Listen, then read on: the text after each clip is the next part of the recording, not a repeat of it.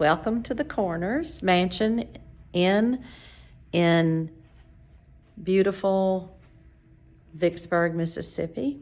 And today we're going to get a tour, the historic tour from the owner, Macy Whitney.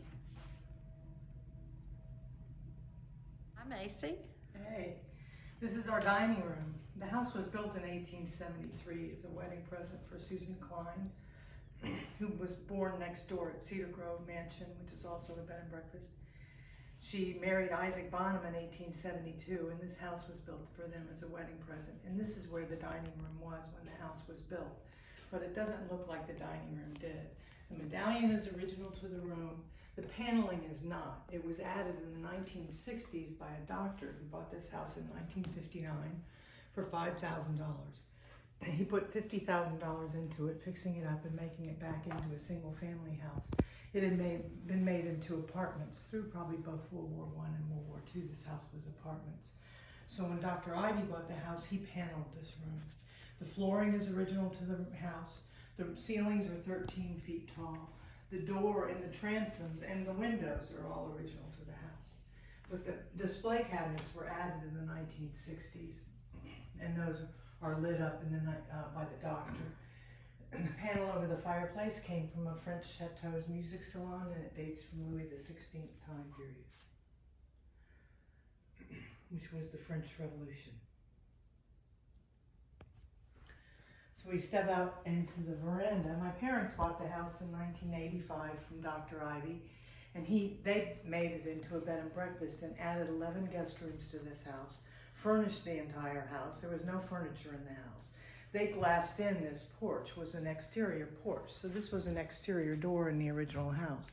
My parents glassed it in and made it another room, because when they added the 11 guest rooms, we can now sleep over 40 people here. So we need an additional room to serve breakfast in the morning. This is a map of Harper's Weekly newspaper from 1862. It's an actual newspaper that was published during the Civil War. And there in June of 1862, the fleet was shelling the rebel batteries at Vicksburg. So the Union was shelling Vicksburg for over a year before Vicksburg finally surrendered. That's why the people that lived here moved out of their houses and they dug caves in the hills around here, because their houses were being bombed. And Grant had captured Louisiana. He thought if he dug a ditch right here, or a canal, that the river would cut through there and just cut Vicksburg off, leaving an oxbow lake, taking it off the river altogether. So there they are, cutting a canal. Well, it didn't cut through there, but it did cut through in 1876, 11 years after the Civil War was over. 13 years after Vicksburg surrendered, it cut through up here. Not far from where Grant intended it to, but not where Grant intended it to. And it cut through just in a matter of hours in the spring of 1876 on Grant's birthday, when he was president of the United States. So he's like, happy birthday to me. Finally, Vicksburg's off the river. But the next year, the Yazoo River used to flow in further north. And in 1902, they diverted it into the old Mississippi riverbed to open up the port of Vicksburg again. In that Harper's Weekly, they say Fort Hill was up north of town, and every time these Union gunboats that come around that bend in the river, they get taken out by the Confederates on top of Fort Hill. So the Union wanted to capture Fort Hill. So in that Harper's Weekly, they say they're digging under Fort Hill and they're blowing up rebel Fort Hill. And I have another Harper's Weekly in the hallway. It shows the battle in the crater at Fort Hill. So for years I said they had a battle at Fort Hill, because that's what these newspapers say. Till I went to the military park and I was talking to one of the guys at the Cairo Museum. I said, can you show me where the battle in the crater at Fort Hill was? He said, well, there wasn't a battle at Fort Hill. I said, well, I have these newspapers that say there was. He said, that's all political propaganda. So fake news happened back then too.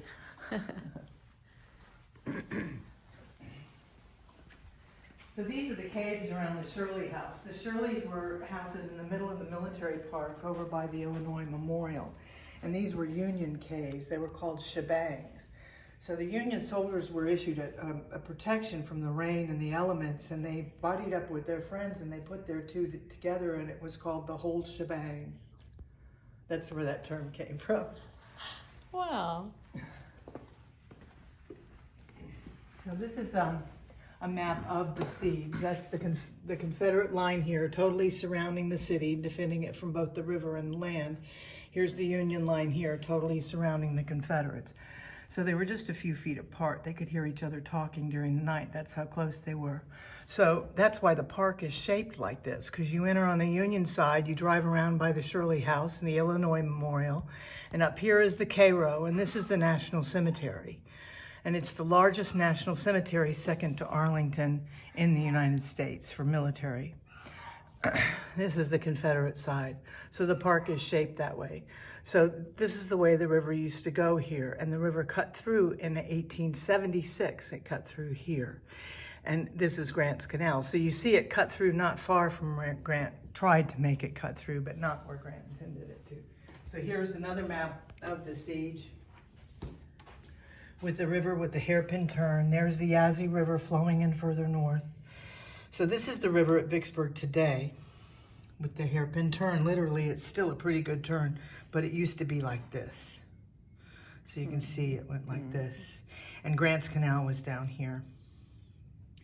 And this is a book about the flood of 1927, but it's really about how do you control the Mississippi River. In the flood of 1927, the river at Vicksburg was 80 miles wide, almost 100 miles wide. 16 million acres were flooded, 700,000 people were homeless from this flood.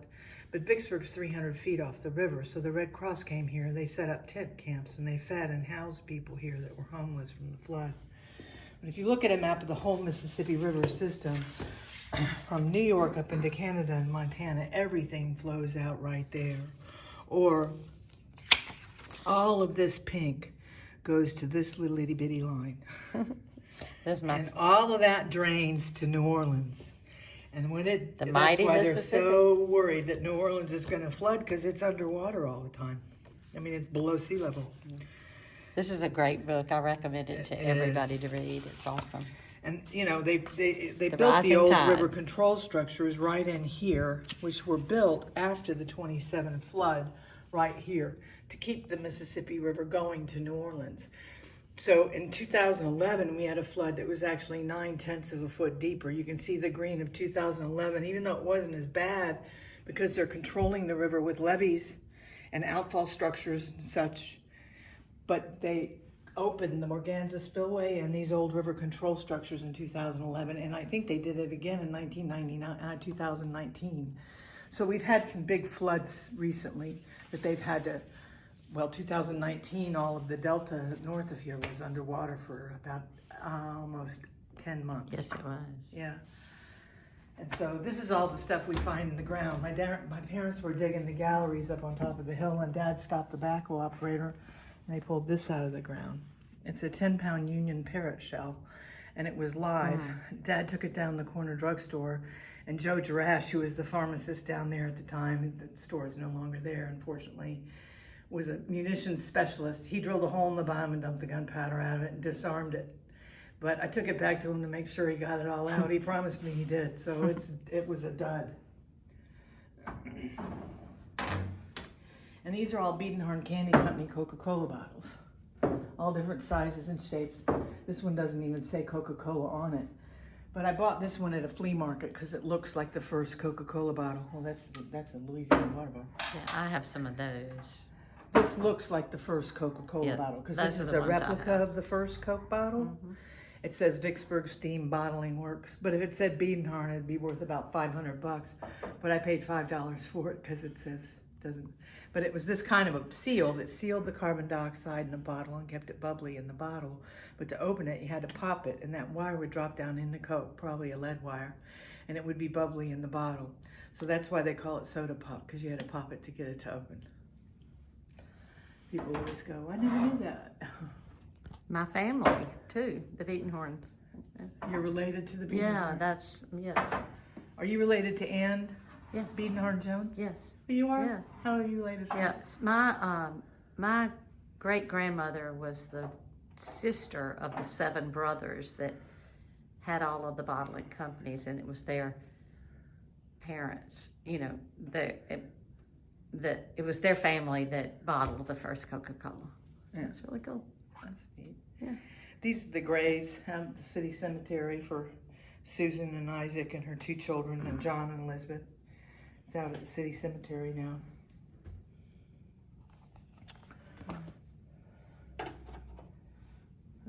these are all the medicine bottles. Dr. Pierce's Golden Medical Discovery, Buffalo, New York. This was for consumption of tuberculosis, but it looks like a whiskey bottle, doesn't it? Mm-hmm. This is a sample bottle of Dr. Kilmer's Swamp Root Kidney Cure, Binghamton, New York. This guy was known as the Swamp Root King, you know, snake oil salesman. This is Grove's Tasteless Chill Tonic, prepared by Paris Medicine Company, St. Louis. This was for the chill of malaria, and it was sugar syrup with quinine suspended in it and a lemon flavoring. It was supposed to be pleasant to take, but we had a guest, an older guy. He goes, "Oh man, my grandmother made me take that. It was gray with little black, gritty, bitter specks in it," which was the quinine. So I don't think it tasted very good, but quinine is effective for malaria. It's what they give you, so I think they were onto something. Anyway, that's my cabinet. And that's the battle in the crater of Fort Hill that never happened. I like the perspective of Vicksburg in the distance and the hairpin turn in the river.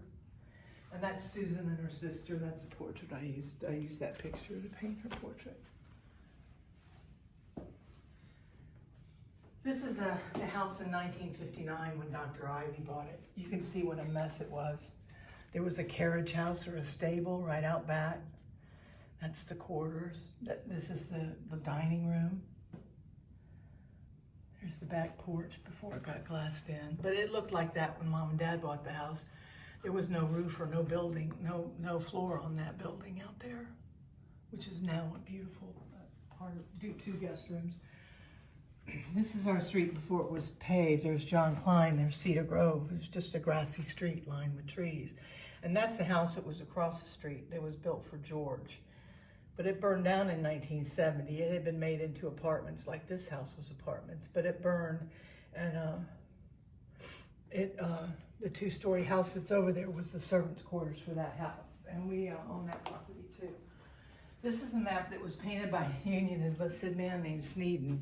He went up in a hot air balloon May of 1863 and painted the position of the troops on the ground. So here's the Union Army under Grant, 65,000 men all around Vicksburg and over here at Grant's Canal. And there's 40,000 rebels on the ground.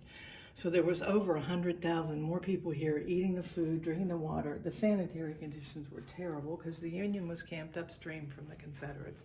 They were doing everything they could to pollute the water, dead animals, body parts, whatever they could. So the Confederates, not only were they starving, they were sick from drinking polluted water.